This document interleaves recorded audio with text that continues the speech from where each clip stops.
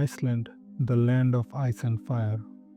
একটা ছোট্ট দ্বীপ, কিন্তু এতে আছে একটি আগ্নেয়গিরি, বিশাল বিশাল গ্লেসিয়ার, হাজার হাজার ঝর্ণা আর নাটকীয় সব ল্যান্ডস্কেপ। একদিকে বরফ আর একদিকে জ্বলন্ত লাভা। এই কন্ট্রাস্ট আইসল্যান্ডকে করে তুলেছে একেবারে অন্যরকম। এই ট্রিপে আমি, আমার বউ আর বাচ্চা আর সাথে একটা ক্যাম্পার ভ্যান নিয়ে ঘুরবো পুরো আইসল্যান্ড। 11 দিনে পুরো আইল্যান্ড সার্কেল করব, যেখানে প্রতিদিনই থাকবে এক নতুন অ্যাডভেঞ্চার। তাই আসুন আমাদের সাথে, আর শুরু করে এই অসাধারণ যাত্রা, ঝর্ণা, পাহাড়, লাভা আর বরফের গল্প নিয়ে।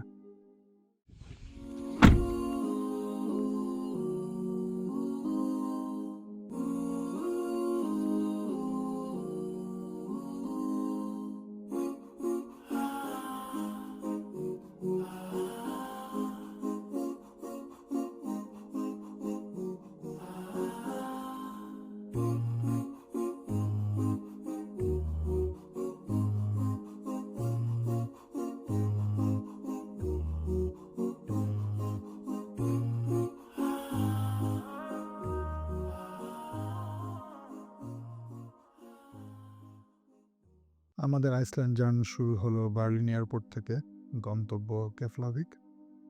একটু পরে প্লেন নামলো বরফে ঢাকা কেপলাভিক এয়ারপোর্টে। এয়ারপোর্ট থেকে বের হয়েই আমরা নিয়ে নিলাম আমাদের রেন্টাল ক্যাম্পার ভ্যান। এই ভ্যানটাই হবে আমাদের হোটেল, কিচেন আর বাড়ি পরবর্তী 11 দিনের জন্য। আজকে প্ল্যান খুবই এক্সাইটিং। প্রথমে যাব ব্রিজ বিটুইন কন্টিনেন্টসে, তারপর ড্রাইভ করব থিং ভ্যালি ন্যাশনাল পার্কের দিকে। ভ্যানে করে যাওয়ার পথে একটা জিনিস খুবই স্পষ্ট হয়ে গেল, যে আইসল্যান্ডের আবহাওয়া এক কথায় মানে মাথা নষ্ট করার মতো। মাত্র 5 মিনিটের মধ্যে আমরা দেখলাম যে পুরা ঝকঝকে রোদ, এর মধ্যেই শুরু হয়ে গেল বিশাল স্নোফল। সেই স্নোফল 2 মিনিটের মধ্যেই শেষ হয়ে আবার শুরু হলো হেভি রেইন, এরপর আবার ঝকঝকে রোদ। সো আইসল্যান্ড আসার আগে আমি একটা কথা শুনেছিলাম যে if you don't like the weather in Iceland, just wait 5 minutes. আর প্রথম দিনই সেটা একটা প্র্যাকটিক্যাল ফিল পেয়ে গেলাম। প্রকৃতির এসব খেলা দেখতে দেখতে আমরা পৌঁছে গেলাম ব্রিজ বিটুইন কন্টিনেন্টসে। এই জায়গাটা শুধু দেখতে সুন্দর তা না, এর পিছনে আছে একটা দারুণ গল্প। এই ছোট্ট ব্রিজটা সংযুক্ত করেছে দুইটা কন্টিনেন্ট, ইউরেশিয়ান টেকটনিক প্লেট আর নর্থ আমেরিকান প্লেটকে। আটলান্টিক মহাসাগরের নিচে এই দুইটা টেকটনিক প্লেট কন্টিনেন্টাল ড্রিফটের কারণে ধীরে ধীরে আলাদা হয়ে যাচ্ছে। এই যে দুটি প্লেট ধীরে ধীরে একে অপর থেকে দূরে সরে যাচ্ছে, এটা শুধুমাত্র এই আইসল্যান্ডে এসেই মাটির উপরে দেখা যায়। বাকি অংশটা পুরোটাই আটলান্টিক মহাসাগরের নিচে। আশপাশের ল্যান্ডস্কেপ খুবই রুক্ষ, পাথুরে, কোনো গাছগাছালি বা ঘাসের দেখা নাই। শুধু কালো কালো লাভা রক, ঠান্ডা বাতাস আর সেই বিখ্যাত আইসল্যান্ডিক শান্ত পরিবেশ। অনেকটা দেখে মনে হয় যেন মঙ্গল গ্রহে চলে এসেছি।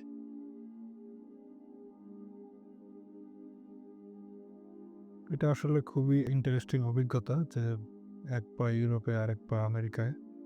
অনেকে আবার আবহাওয়া ভালো থাকলে এই ব্রিজের নিচ দিয়ে হাঁটাহাঁটিও করা যায়। বেসিক্যালি আপনি দুইটা কন্টিনেন্টের মাঝখান দিয়ে হাঁটাহাঁটি করতে পারবেন।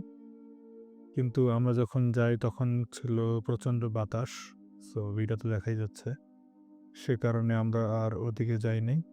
কিছুক্ষণ ব্রিজে হাঁটাহাঁটি করে আমরা রওনা দিই থিং ভ্যালির ন্যাশনাল পার্কের উদ্দেশ্যে। আজকে রাতটা আমরা থিং ভ্যালির ন্যাশনাল পার্ক ক্যাম্প সাইটে স্টে করব। এই ন্যাশনাল পার্কটা শুধু সুন্দরই না, এটা ইতিহাস আর ভূগোলের গল্প ভরপুর। আইসল্যান্ডের গঠন যখন শুরু হয়েছিল প্রায় হাজার হাজার বছর আগে, যখন আটলান্টিক মহাসাগরের তলদেশ ফেটে লাভা বেরোতে থাকে, এই লাভাগুলা সময়ের সাথে ঠান্ডা হয়ে জমে জমে তৈরি হয়েছে আজকে আইসল্যান্ড।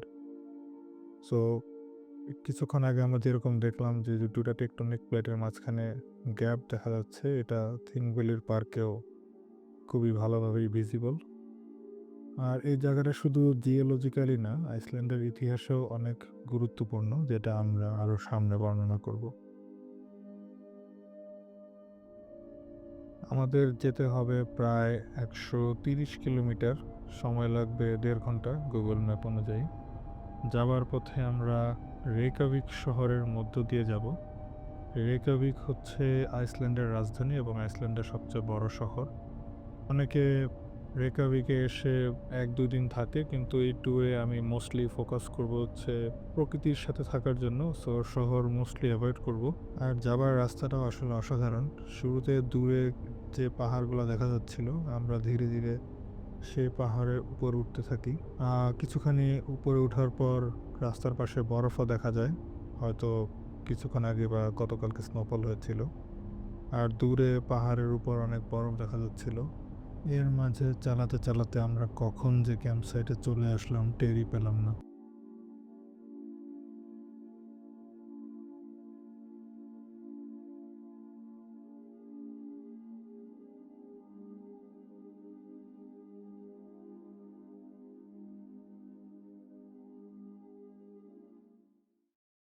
আজকে পরের দিন সকাল, ঘুম থেকে উঠে দেখলাম অনেক রোদ, সানি, এই জন্য তাড়াতাড়ি জ্যাকেট ট্যাকেট পরে বেরোলাম। 5 মিনিট হয়তো লাগছে।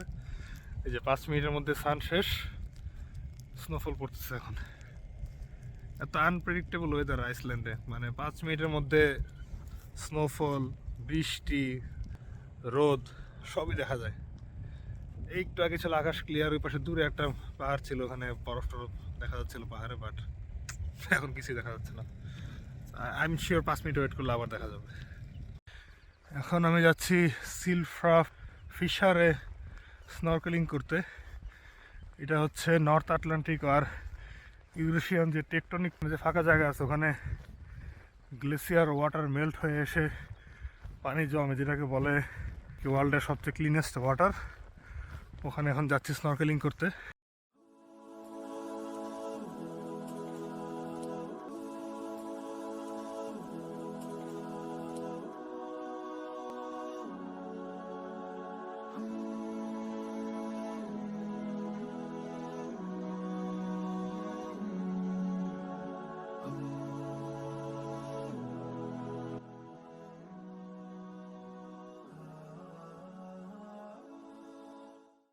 Behind this mountain, there is a glacier. It's called Langjökull. Every year, every summer, the glaciers are melting. Here on this area, when the water melts, goes underground, gets filtered through the magma rocks, stays underground for like 70 years or more, and ends up here, and fills up all the lake. It's one of the biggest lake, not one of the biggest, it's the biggest lake in Iceland. Once everybody is nice and fine in the water, we're gonna swim straight away of Silfra. এইমাত্র যে কথা বললো সে হচ্ছে আমাদের dive leader Nicolas. সে আমাদের Silfra নিয়ে কিছু ধারণা দিল, প্লাস পানির নিচে আমরা কীভাবে তার সাথে কমিউনিকেট করব ইমার্জেন্সি সিচুয়েশনে সেগুলো বুঝিয়ে দিল। এরপর আমরা ডাইভ স্যুট পরে তার পিছনে রওনা দিলাম সিলফ্রাতে ডুব মারার জন্য। ডুব দেওয়া মাত্র মনে হলো যেন আরেক দুনিয়ায় চলে এসেছি। উপর থেকে আসলে বোঝাই যায় না যে নিচে এত কিছু আছে, আর পানি এতটাই ক্লিয়ার যে মনে হচ্ছিল যে আকাশে ভাসতেছি। নিকোলাস যেমনটা বলছিল, এগুলো হচ্ছে পাশের লাংইয়াকুল গ্লেসিয়ারের বরফ গলা পানি। এই পানিগুলা গলে লাভা রকের ভিতর দিয়ে প্রায় 70 থেকে 80 বছর ফিল্টার হয়ে হয়ে এখানে এসে জমা হয়। বোঝাই যাচ্ছে পানি এখানে আসলে প্রচণ্ড ঠান্ডা, কিন্তু আমাদের গায়ে ওয়েট স্যুট থাকার কারণে সেটা আসলে সেরকম ফিল হচ্ছিল না। নিচের দিকটা একদম পরিষ্কার, পাথর ফাটল সব কিছু 100 মিটার দূর পর্যন্ত দেখা যাচ্ছে। এত স্বচ্ছ পানি আমি আগে কখনো দেখিনি। প্রায় আধা ঘন্টা পানির নিচে থাকার পর আমরা উঠে আসি। একটু হট চকলেট খেয়ে গা গরম করে আমি রওনা দিই আমার পরের গন্তব্যের উদ্দেশ্যে। যেতে যেতে আরেকটা তথ্য দিয়ে দিই, এই থিং ভ্যালির শুধু একটা ন্যাশনাল পার্ক না, এর একটা বিশাল ঐতিহাসিক গুরুত্ব আছে। 930 সালে এখানেই তৈরি হয়েছিল বিশ্বের প্রথম পার্লামেন্ট। আইসল্যান্ডের বিভিন্ন অঞ্চলের লিডাররা প্রতি বছর এখানে এসে জড়ো হতো, আইন তৈরি করতো, তাদের মধ্যকার ঝামেলা মেটাতো। বলা যায় এক প্রকারের গণতন্ত্র শুরু হয় এখানে। এই ওপেন ফিল্ডে পাহাড় আর ফাটলের মাঝে বসেই চলতো পুরো সভা, ভাবা যায়।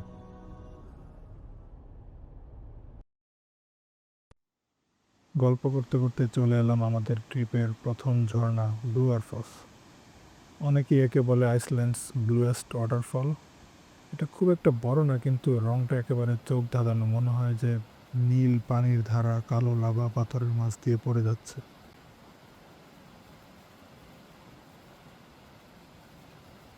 আর এই ঝর্ণার একটা স্পেশাল ব্যাপার হলো অনেকটা হিডেন লোকেশনের মতো, অনেকখানি ট্রেল ধরে হেঁটে তারপর আসতে হয়, কিন্তু একবার পৌঁছালে মনে হবে যে পুরো কষ্ট সার্থক। হুট করে বৃষ্টি শুরু হয়ে যাওয়াতে আর বেশিক্ষণ এখানে থাকতে পারলাম না। আমার বল্টু মিয়াকে ঘাড়ে করে রওনা দিলাম পরবর্তী গন্তব্যের উদ্দেশ্যে। এরপরে আমরা চলে আসলাম গাইজার জিওথার্মাল এরিয়াতে। এই জায়গাটা থেকে আসলে ইংরেজি গাইজার শব্দটা শুরু, মানে যে জায়গা থেকে গরম পানি আর ভাপ বেরিয়ে আসে। গাইজার নিজেই এখন ডরমেন্ট, মানে অনেক বছর ধরে আর অ্যাক্টিভ না, কিন্তু এর পাশেই আছে আর ছোট ভাই স্ট্রোকুর, যেটা এখন অ্যাক্টিভ আর প্রতি 5-10 মিনিট পর পর বিশাল এক পানির ফোয়ারা উপরের দিকে ছুড়ে দেয়। প্রথমে হালকা বুদবুদ উঠে, এরপর একটা বাবল তৈরি হয়, তারপর ধাই করে উঠে যায় 20-30 মিটার উঁচু গরম পানি। এটা হচ্ছে গেজির। কিছুক্ষণ পর পর এখান থেকে ধাপাস করে পানি উপরে উঠে যায়, ভিতরে গ্যাসের প্রেশারের কারণে সালফাইড গ্যাসের গন্ধ দিয়ে ভরে যাওয়া হয়েছে। আমি ওয়েট করতেছি। মাত্র একটু আগে পানি ব্রাশ মারলো, কিন্তু ভিডিও করতে পারিনি, এখন ওয়েট করতেছি দেখি। স্পটটা দেখতে আসলে অনেক ফান, সবাই ক্যামেরা নিয়ে দাঁড়িয়ে থাকে আর আর ওয়েট করে কখন নেক্সট স্প্লাশ আসবে। মাঝে মধ্যে সবাই এত সময় অপেক্ষা করে যে আবহাওয়ায় চেঞ্জ হয়ে যায়।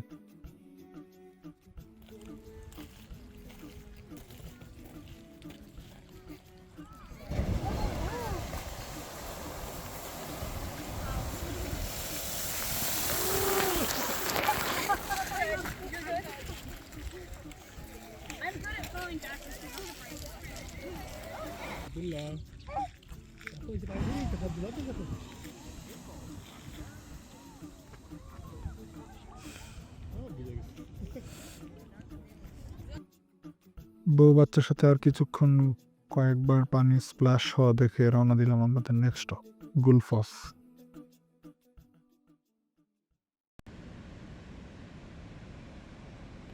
গুলফস ইংরেজি করলে দাঁড়ায় গোল্ডেন ওয়াটারফল। সূর্যের আলো পানিতে পড়ে গোল্ডেন কালারের মতো দেখা যায়, সেখান থেকে এই নাম। এটা আইসল্যান্ডের সবচেয়ে পপুলার ঝর্ণা আর সবচেয়ে পাওয়ারফুল ঝর্ণাগুলোর মধ্যে অন্যতম। প্রতি সেকেন্ডে টনকে টন পানি নিচে পড়ছে, আর সেই পানির গর্জনে আশপাশ মনে হচ্ছে যে কেঁপে উঠছিল। দাঁড়িয়ে চিন্তা করছিলাম যে এই পানিতে পড়লে হাড়গোড় আসলে আস্ত থাকবে কিনা। এই গুলফস নিয়ে একটা মজার লোকাল মিথ আছে। এক লোক নাকি একবার তার ঘোড়ায় চড়ে ঝর্ণার এই পাশ থেকে আরেক পাশ চলে গিয়েছিল। শুনতে একটু অবিশ্বাস্য লাগলেও লোকালরা এখনও গল্পটা গর্ব করে বলে বলে বেড়ায়। আরেকটা সত্যি ঘটনা হলো, এক আইসল্যান্ডিক মহিলা সিগরিদুর একসময় এই ঝর্ণাটা রক্ষা করতে লড়ে গিয়েছিলেন, কারণ কেউ এটাকে হাইড্রোড্যাম বানাতে চাচ্ছিল। সে পায়ে হেঁটে রেইকাভিক পর্যন্ত গিয়েছিল প্রতিবাদ করতে।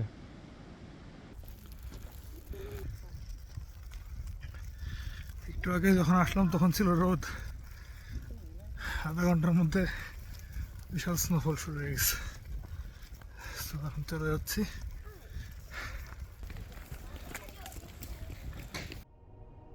আমাদের পরবর্তী গন্তব্য সেলিয়ালামস ফলস, আর একটা ঝর্ণা।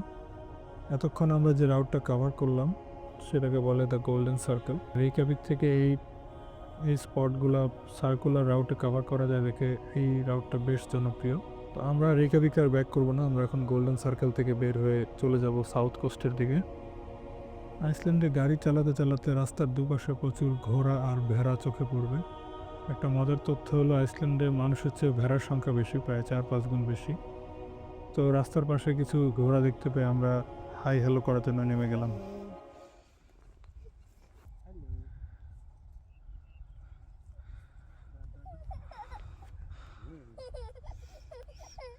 ভাই স্কোকা ফলস কোন দিকে ভাই? ভাই স্কোকা ফলসটা এদিকে? আচ্ছা ঠিক আছে, কথা কয় ভাই জান না।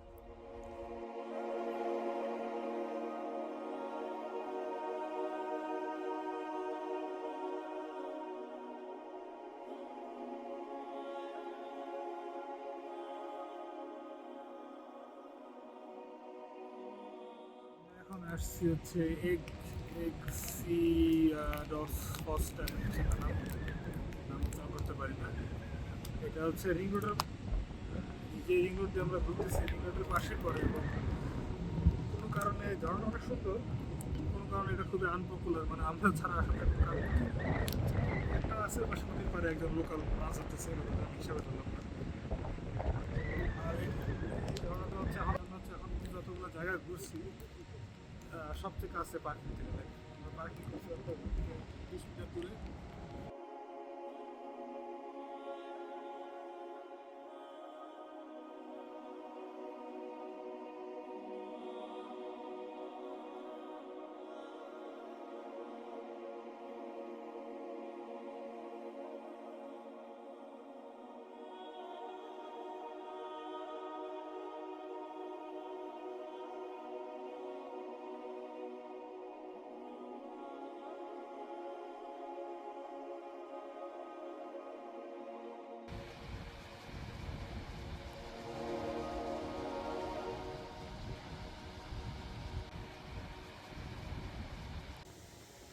সেলিয়ালাংস ফলস আসলে বেশ ইউনিক একটা ঝর্ণা, কারণ এই ঝর্ণার পিছন দিয়ে হেঁটে যাওয়া যায়। এই অভিজ্ঞতা আসলে খুব কমই হয়, আর যেহেতু ঝর্ণার পিছনে একটা ট্রেইল আছে, সো ঝর্ণার চারপাশ দিয়ে পুরো 360 ডিগ্রি একটা ট্রিপ বা একটা হাইক করা যায়। ভিজে যাওয়া একেবারেই নিশ্চিত, সেজন্য আমরা 3 জনের জন্যই বার্লিন থেকে রেইনকোট নিয়ে এসেছি। আমার প্ল্যান ছিল যে যাব ঝর্ণার পিছন দিয়ে হেঁটে চলে আসবো, মাঝে 2-1টা ছবি টবি হয়তো তুলবো, কিন্তু আসলে যে দেখলাম পরিস্থিতি একটু ভিন্ন। যতটা সহজ ভেবেছিলাম আসলে অতটা সহজ না। শুরুর কিছুটা অংশ আবদুল্লাহ একা হাইক করলেও পরে দেখলাম যে রাস্তা একটু ডেঞ্জারাস, তাই ওকে ঘাড়ে নিয়ে হাঁটা শুরু করলাম।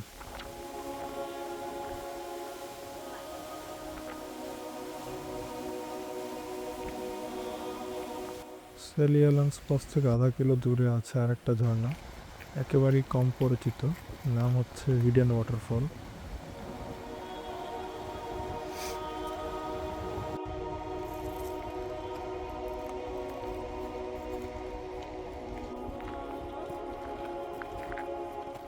ঝর্ণাটা আসলে একটা ছোট ক্যানিয়ন বা গুহার ভিতরে লুকিয়ে আছে, বাইরে থেকে একেবারেই দেখা যায় না। একটু খেয়াল করে হেঁটে পাথুরে পথ ধরে ভিতরে ঢুকে তারপরে দেখা যায়। ভিতরে ঢুকে যখন প্রথম ঝর্ণাটা চোখে পড়ে, ওই ফিলিংসটা আসলে ডিসক্রাইব করা বেশ কঠিন। উপর থেকে পানি পড়ছে সজোরে, চারপাশে পাথরের দেয়াল, আর নিচে দাঁড়িয়ে আপনি সম্পূর্ণ ভিজে যাচ্ছেন। একেবারেই সিনেমেটিক এক্সপিরিয়েন্স। এরপর আমরা রওনা দিলাম আমাদের দিনের শেষ গন্তব্য স্কোগাফসের উদ্দেশ্যে। আজকে রাতটা আমরা সেখানেই থাকবো, একেবারেই ঝর্ণার সামনে। বাহিরের আলো দেখে আসলে বোঝার উপায় নেই যে প্রায় রাত 10টা বেজে গেছে, তাই আজকে আমরা আর ঝর্ণাটা সেভাবে এক্সপ্লোর করতে পারবো না, সকালে উঠে ভালোভাবে দেখব।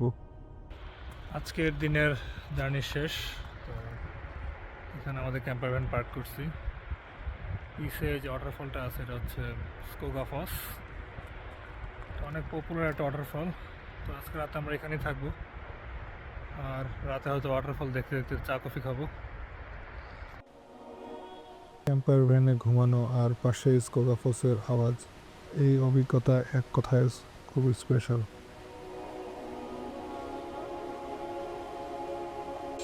যে আজকে ডিনার রান্না হচ্ছে, কী রান্না হচ্ছে জানি না, ক্যাম্পার ভ্যানের ভিতরে রান্না করতেছি। এই যে চুলা দিয়ে বাইরের ভিউ দেখতে দেখতে।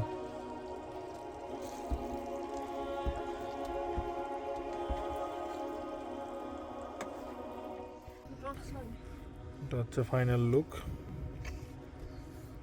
এখন খাওয়া শুরু করব। গুড মর্নিং, শুভ সকাল। এই যে আমাদের ক্যাম্পার ভ্যান, এখানে আমরা ছিলাম সারা রাত। আর ভ্যানটা কোথায় পার্ক করা আছে যদি দেখাই, এখানে। এখন বাজে সকাল 5টা। এখানে ক্যাম্প সাইটে পার্ক করার একটা সুবিধা হলো, পুরো ঝর্ণাতে এখন আমি ছাড়া কেউ নাই। টুরিস্ট এর ঝামেলা এখন এই মুহূর্তে নাই। প্রায় 1-2 ঘন্টা হয়তো পরেই টুরিস্ট আসা শুরু করবে। তাই ভাবলাম নিজে একা দেখে আসি এখন। আইসল্যান্ড লিখে গুগল করলে সর্বপ্রথম যে ছবি আসবে খুব সম্ভবত স্কোগাফসেরই ছবি। এটা আইসল্যান্ডের সবচেয়ে জনপ্রিয় ঝর্ণাগুলোর একটা। প্রতিদিন প্রায় হাজার হাজার টুরিস্ট আসে এই ঝর্ণাটা দেখতে। এই ঝর্ণার উৎপত্তি স্কোগার নদী থেকে। এই নদী চলতে চলতে এসে এই 60 মিটার খাড়া ক্লিফ থেকে পরেই তৈরি হয়েছে আজকের স্কোগাফস।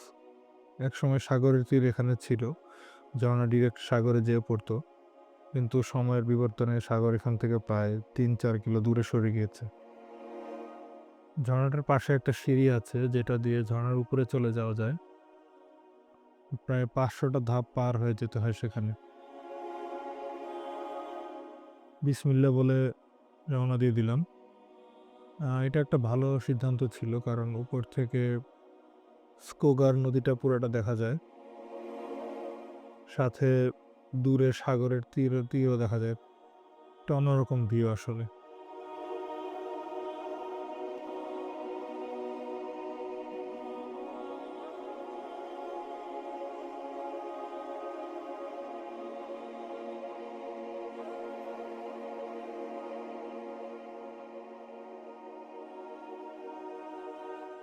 সাথে বোনাস হিসেবে নদীর পাশ দিয়ে যে হাইকিং ট্রেল আছে সেটা ধরে 5 মিনিট সামনে গেলে আরেকটা সুন্দর ওয়াটারফল দেখা যায়। এই ট্রেলটা আসলে অনেকখানি দূর পর্যন্ত গিয়েছে, কিন্তু আমি আর বেশি দূর যাওয়ার সাহস করি নাই। দ্বিতীয় ঝর্ণাটা দেখে আমি চলে আসি।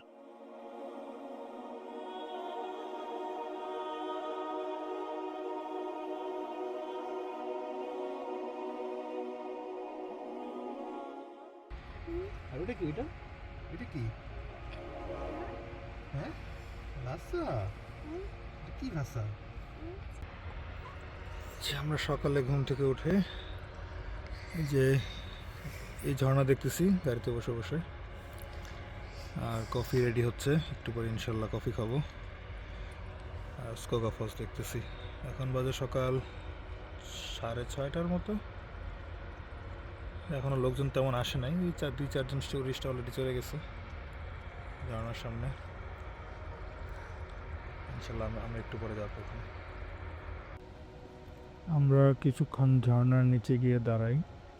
ইতোমধ্যে অনেক টুরিস্ট আসা শুরু করেছে।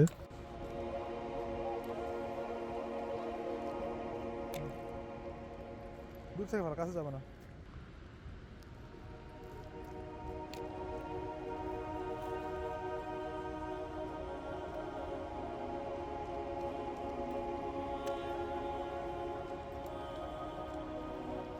কিছুক্ষণ অপেক্ষা করার পর আর আবদুল্লাহ এলাকার সব পাথর পানিতে ফেলে দেওয়া শেষ হলে আমরা রওনা দিই আমাদের পরবর্তী গন্তব্য জোলহাইম ইয়াকুলের উদ্দেশ্যে।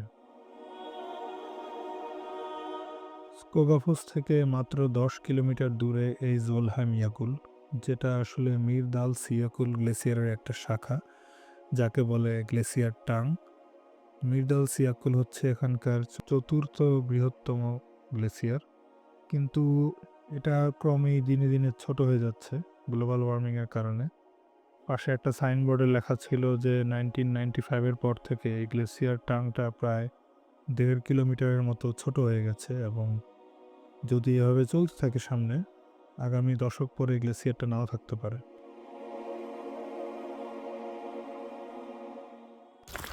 আমরা এখন যাচ্ছি একটা গ্লেসিয়ার দেখতে, নাম হচ্ছে জোলহাইম ইয়াকুল। সবগুলা গ্লেসিয়ারের নামের লাস্টে ইয়কুল লেখা। ওখান থেকে আমি ধারণা করছি ইয়কুল মানে হচ্ছে গ্লেসিয়ার আইসল্যান্ডিক ভাষায়। তো এই গ্লেসিয়ারটা পার্কিং স্পট থেকে ইজিলি অ্যাক্সেসিবল, বেশি হাঁটা লাগে না। তাই এখানে যাচ্ছি, বাচ্চা বাচ্চা নিয়ে। দূরে হাইকিং করা একটু মুশকিল, তবে হাইক করতে না পারলেও দূর থেকে এই বিশাল বরফের দেয়ালের সামনে দাঁড়িয়ে থাকার নিজেই একটা রেয়ার এক্সপিরিয়েন্স। আর পার্সোনালি গ্লেসিয়ার জিনিসটা আমার কাছে খুবই এক্সাইটিং একটা বিষয়, যেটা আমি পরে এক্সপ্লেন করব। এটা আমার কাছে মনে হয় যে একটা জিওলজিক্যাল মার্ভেল।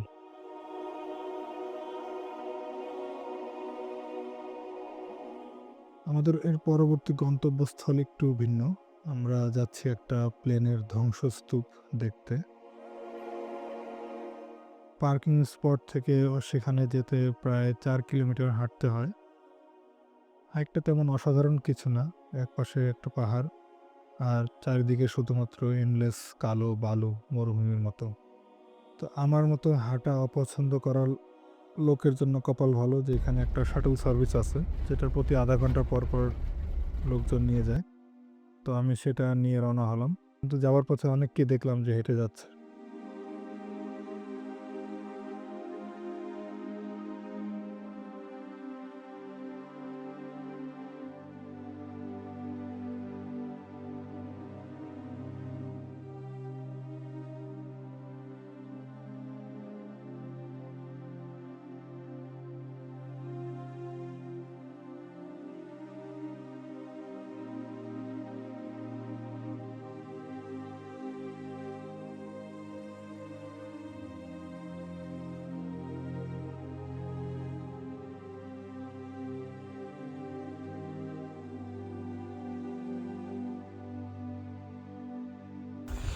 এটা হচ্ছে একটা ইউএস মেরিনের DC-3 প্লেন, যেটা 1971 বা 1974-এর দিকে এই বিচে এসে ক্র্যাশ ল্যান্ড করে।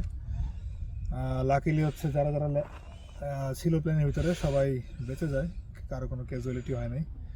এরপর থেকে এখন এটা একটা টুরিস্ট স্পট হয়ে গেছে, সবাই এখানে ঘুরতে আসে। কেন আসে আমি জানি না, আমি নিজেও কেন আসছে সেটাও আমি জানি না, কিন্তু সবাই আসে, তাই আসলাম আর কি। নিয়ারেস্ট পার্কিং স্পট মনে হয় এখান থেকে প্রায় 4-4.5 কিলো দূরে। অনেকে এখানে হাইকিং করতে করতে আসে। আমার এত হাইকিং করার শখ নাই, তাই আমি একটা ওদের বিশাল বড় ট্রাকের মতো দেখতে একটা বাস আছে, সেই বাসে করে চলে আসছি। দেখে দেখে চলে যাব। আমরা এখন যাচ্ছি হচ্ছে টিয়ার হলে, টিয়ার হলে প্রনাউন্সিয়েশন জানি না। ওখানে আমরা এখন পাফিন দেখব। পাফিন হচ্ছে বছরের 8 মাস সাগরে থাকে, আর এই সামারের 4 মাস ওরা এই সাগরের পাড়ে আসে। তো এই মে জুন জুলাই মাসেই শুধুমাত্র এদেরকে দেখতে পাওয়া যায়। সো আমরা আসলে লাকি, আমরা মে মাসে আসছি। এবং আসার আগে আমি খবর নিয়েছিলাম যে পাফিন নাকি অলরেডি আসা শুরু করছে। সো আই হোপ গেলে আমরা দেখতে পারবো।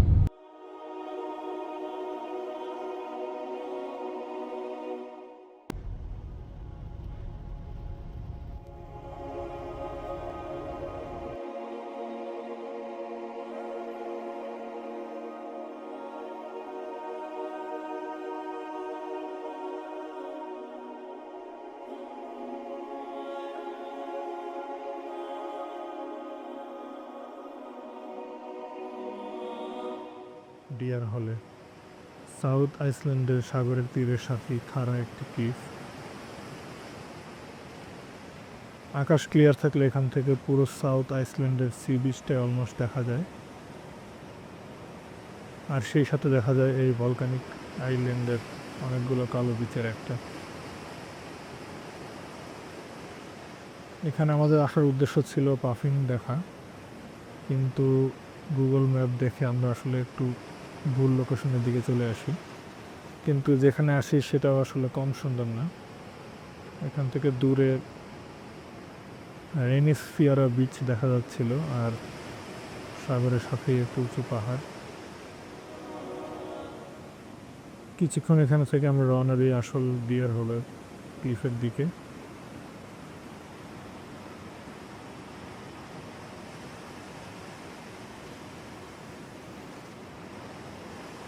এখান থেকে সাগরের উপরে একটি বিশাল আর্চ টাইপের একটা শেপ দেখা যায়, যেটা দেখে মনে হয় যেন প্রকৃতির বানানো একটা দরজা। শেষমেশ আমরা পাফিনের দেখা পেলাম। এই ছোট রঙিন ঠোঁটওয়ালা পাখিগুলো খুবই সুন্দর আর দেখতে খুবই কিউট। পাফিনের দেখা পাওয়া আসলে খুব একটা সহজ কাজ না, কারণ প্রতি বছর শুধুমাত্র মে থেকে আগস্ট মাসেই এদেরকে দেখা যায়। আর বছরের বাকিটা সময় ওরা সাগরে থাকে। এই সময়টা তারা তীরে আসে ডিম পাড়ার জন্য। সাগরের পাশের খাড়া ক্লিফে তারা ছোট ছোট গর্ত করে তার ভিতরে থাকে। আর একটা ইন্টারেস্টিং ফ্যাক্ট হলো এই পাখিগুলো হচ্ছে মনোগমাস। দুইটা পাখি সারা জীবন একসাথে থাকে এবং তারাই একসাথে বাচ্চা দিতে থাকে। যখন একটা পাখি ডিমে তা দেয় তখন আরেকটা সাগরে যায় মাছ ধরে আনতে। আইসল্যান্ডের মাটি এতটা উর্বর না, যেহেতু পুরো দ্বীপটাই লাভা দিয়ে তৈরি। তাই আদি ভাইকিংরা তাদের খাবারের জন্য মোস্টলি নির্ভর করতে হচ্ছে মাছের উপরে আর হচ্ছে পাখির ডিম। কিন্তু যেহেতু পাখিরা খাড়া ক্লিফের উপরে থাকতো, তাই এই ডিম হারভেস্ট করার জন্য তাদের একটা স্পেশাল টেকনিক বের করতে হয়।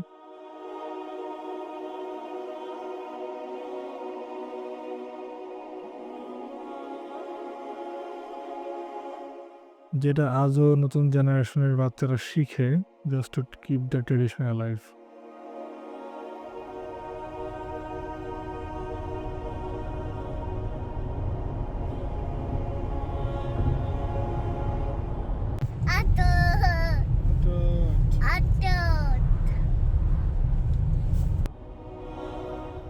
এবার আমরা রওনা দিলাম আমাদের দিনের শেষ গন্তব্য, আইসল্যান্ডের সর্বদক্ষিণের শহর ভিক, তার পাশে ফেমাস ব্ল্যাক স্যান্ড বিচ দেখার জন্য। রেনিসফিয়ারা বা ব্ল্যাক স্যান্ড বিচ আইসল্যান্ডের সবচেয়ে বিখ্যাত সৈকতগুলোর মধ্যে একটা। সামনে শুধু কালো বালু আর বিশাল বিশাল ঢেউ, আর পাশে দাঁড়িয়ে আছে রহস্যময় কিছু পাথরের গঠন। এই কালো বালুর কারণটা আসলে কি? আগেই বলেছি দ্বীপটা আগ্নেয়গিরির লাভা দিয়ে তৈরি। এই লাভা যখন সমুদ্রে গিয়ে ঠান্ডা হয় তখন সেটা ভেঙে ভেঙে গুঁড়ো গুঁড়ো হয়ে তৈরি হয়েছে এই ধরনের কালো বালু। তাই এই বিচ দেখলে বোঝা যায় যে এটা একটা ভলকানিক আইল্যান্ড। এখানে দাঁড়িয়ে সমুদ্রের গর্জন শোনাটাই একটা আলাদা অনুভূতি। কিন্তু সাবধান থাকতে হয়, কারণ এখানে আছে বিখ্যাত স্নিকার ওয়েভ, এক ধরনের বিশাল ঢেউ যেটা হঠাৎ করেই অনেকখানি দূরে তীর পর্যন্ত উঠে আসে। দেখতে অনেক সময় হার্মলেস মনে হলেও এক সেকেন্ডেই টেনে নিয়ে যেতে পারে। তাই সবসময় বালিতে থাকা সতর্কতা চিহ্নগুলো অনুসরণ করাই বুদ্ধিমানের কাজ। আরেকটা জিনিস যা মানুষকে আকর্ষণ করে সেটা হলো এই বিচের পাশে থাকা ব্যাসাল্ট কলামগুলো। একটা বিশেষ ধরনের গঠনের পাথর, যা দেখলে মনে হবে যে কেউ মনে হয় বানিয়েছে। আসলে লাভা যখন ধীরে ধীরে ঠান্ডা হয় তখন তারা এরকম হেক্সাগোনাল শেপ নিয়ে ফেটে যায়। অনেকেই এই কলামের মতো দেখতে পাথরের উপর বসে ছবি তোলে।